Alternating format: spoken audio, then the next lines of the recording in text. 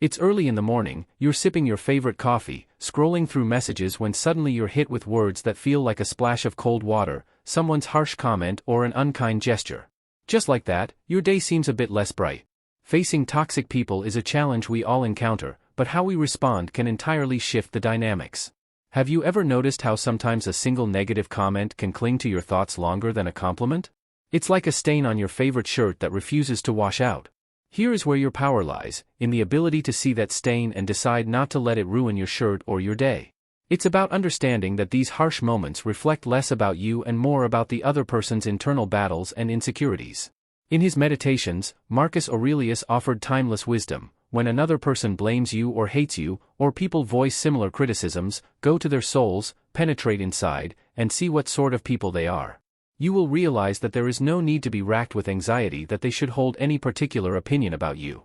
This perspective invites us to look beyond surface interactions and understand the deeper motivations behind others' actions. This moment of confrontation with negativity also presents a unique opportunity for self-reflection. I challenge you to dive inward, stripping away the layers of expectations and societal masks.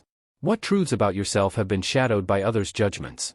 Are you allowing someone else's negativity to define your day or your worth? Let's embark on this journey of self-discovery together, finding strategies to not only deal with toxic individuals but also to strengthen our sense of self-awareness. You've likely met someone in your life who just seems to push all the wrong buttons. We often call these people toxic because they spread negativity like a cloud of smoke, making it hard to see clearly. But what if I told you there's a way to clear the air and navigate through this smoke without losing your way? It all starts with self-awareness. Just like knowing you're allergic to smoke makes you avoid it, understanding your responses to toxic people can empower you to keep your distance emotionally. It reminds me of a lesson from an old fencing master who taught his students that the real skill in fencing wasn't just in attacking but in knowing precisely when to dodge. Each time a toxic person lashes out, picture yourself executing a perfect sidestep. You don't absorb the blow because you're aware of your own boundaries and you respect them enough not to let anyone cross. This doesn't require anger or a counterattack, just a quiet, unshakable knowledge of who you are. Turning this understanding into a part of your daily life isn't as hard as you might think. Consider it like tying your shoes. In the beginning, it's something you have to focus on, but eventually, it becomes second nature.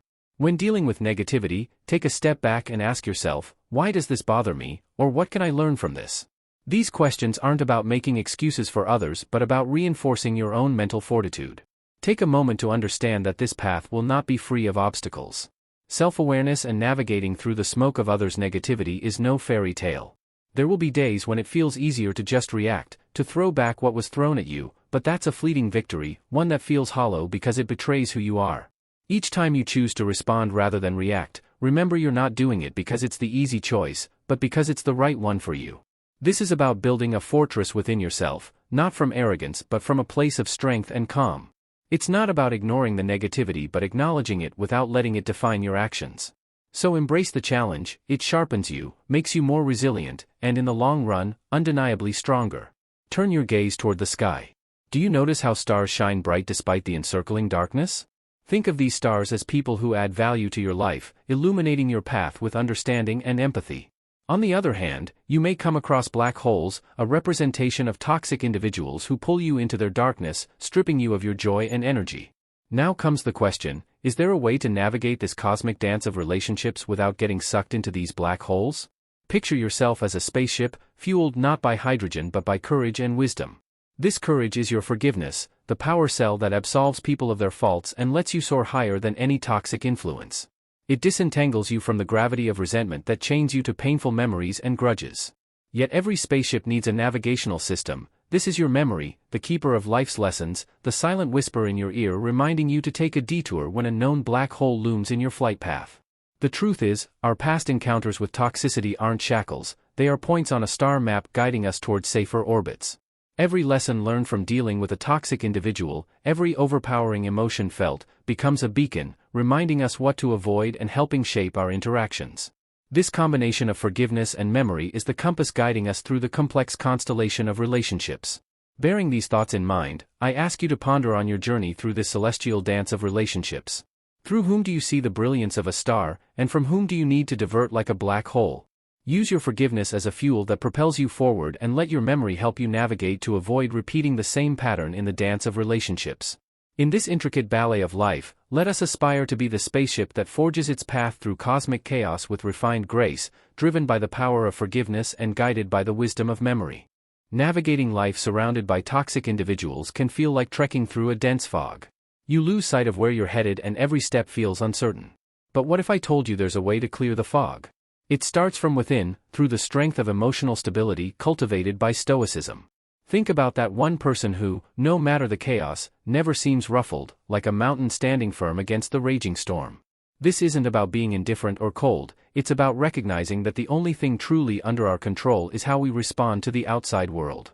Stoicism teaches us that our power lies in our reaction, not in trying to control the uncontrollable.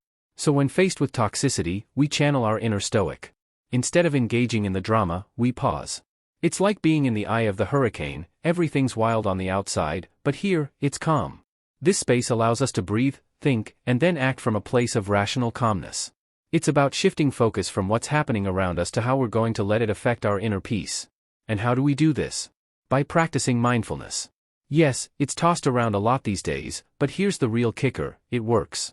Mindfulness lets us detach, observe the chaos without getting sucked in. It's not about ignoring the toxicity but acknowledging it without letting it dictate our peace. It's realizing that, much like clouds in the sky, these moments will pass. So the next time you find yourself in the midst of negativity, remember, you're the architect of your peace, build it strong.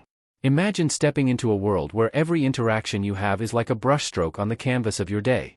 Some strokes are vibrant and uplifting, enhancing the beauty of your existence. Then there are those strokes, dark, heavy, and inconsistent, left by toxic people in your life. These interactions don't just leave a mark, they alter the entire masterpiece of your day, your mood, and even your self-perception. Now think about ancient Stoics, they were masters of their own minds, not by avoiding adversity but by fortifying their inner walls. They knew that not every opinion, critique, or negative energy deserved their attention. What if I told you that dealing with toxic people could be approached with the same stoicism? It's not about building an impenetrable wall but about choosing which gates to open and when. This selective openness doesn't make you less of a person, it makes you a curator of your own peace. Picture your energy as a limited, precious resource, like water in a desert. Every interaction you partake in is like giving a drop of that water away. Now, would you rather give it to someone who plants seeds in your desert, making it bloom, or to someone who lets it evaporate under the scornful sun? Setting boundaries is about investing your energy wisely, not with arrogance or disdain but with the calm resolve of a Stoic who knows his worth and the value of his time. It's about calmly communicating, this is where I draw the line, because your peace is not up for negotiation. So let's move forward with this mindset, view each day as an opportunity to paint your masterpiece, to invest your energy where it grows wonders. Remember, respecting yourself enough to set boundaries is not an act of aggression, it's an act of self-respect and wisdom. Start today, not by cutting people out, but by delineating where your garden ends and the wild begins, and watch how the landscape of your life transforms. Ever find yourself sharing space with someone whose energy feels like a thunderstorm, turning your sunny day upside down? Navigating the choppy waters of interactions with toxic people can test the calmest of minds. But let's turn the lens inward and explore the concept of energy intelligence as our compass. Think of your energy as a protective barrier, much like an ancient city wall, something that preserves your peace and keeps out unwelcome negativity. Now, consider for a moment the power of choice in these situations. Just as you decide what fuel to put in your car, determining its performance and longevity, you hold the power to select how you react and engage with energy-draining individuals. Responding with patience and understanding or choosing not to engage at all can be your super fuel, optimizing your emotional well-being.